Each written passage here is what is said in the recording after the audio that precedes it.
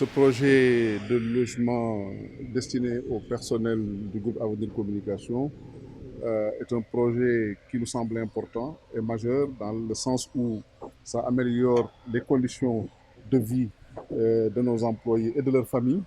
Et je pense qu'un investissement sur les ressources humaines constitue pour moi dans une entreprise l'un des meilleurs investissements. Parce que sans les ressources humaines de qualité, sans les ressources humaines à même de pouvoir donner le meilleur d'elles-mêmes, je crois que le rayonnement ou le succès d'une entreprise ne saurait être évident.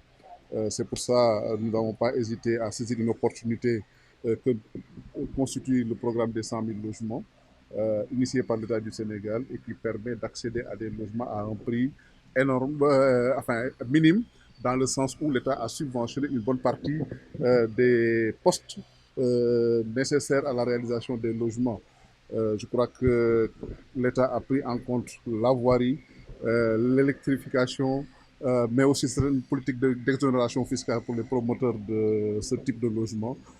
Et ça a permis de réduire les coûts, disons, d'acquisition des logements. Il y a une autre phase qui est en vue, qui est plus importante et ça nous permettra aussi d'en profiter pour réserver le reste des personnels qui ont besoin de ces logements-là et qui n'ont pas pu être servis dans la première phase. Il y a des initiatives qui étaient en cours avec le Conseil des diffuseurs éditeurs de presse du Sénégal qui voulait un programme plus élargi pour la presse. Il y a l'Association nationale de la presse sportive aussi qui avait un projet immobilier comme ça. J'ai eu l'occasion, par exemple, à la faveur de ce programme-là, de les mettre en relation avec Sage.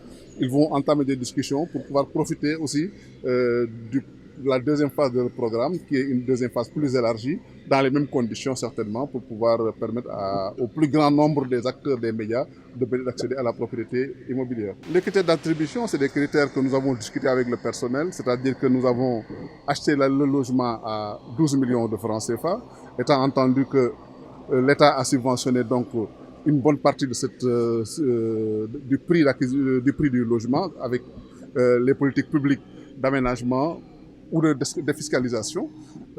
Pour le reste, nous avons donné une contribution de l'entreprise à hauteur de 50% sur le prix du logement. Donc le logement est revenu à 6 millions aux travailleurs.